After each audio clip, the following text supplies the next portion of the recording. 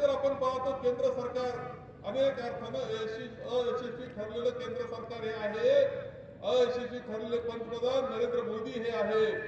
आज ते कोणत्याही कामावर बोलण्यास तयार नाही.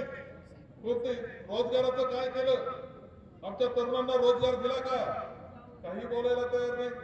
महागाईवर बोलायला तयार नाही, शेतकऱ्याच्या प्रश्नावर बोलण्यास तयार नाही, बंधुभाव जो समाजात असला पाहिजे त्यावर बोलण्यास तयार नाही.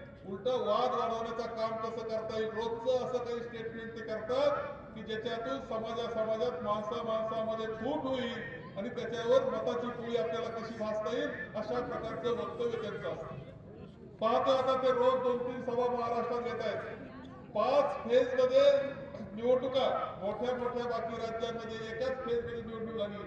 महाराष्ट्रामध्ये 5 फेज मध्ये का? निवडणूक आयोग त्याचं उत्तर सांगू शकत नाही.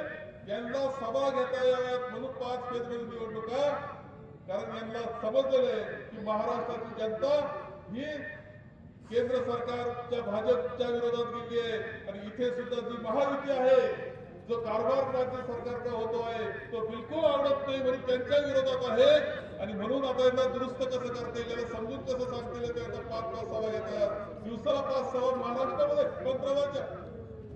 त्यांचा पराभव हा निश्चित झालेला आहे.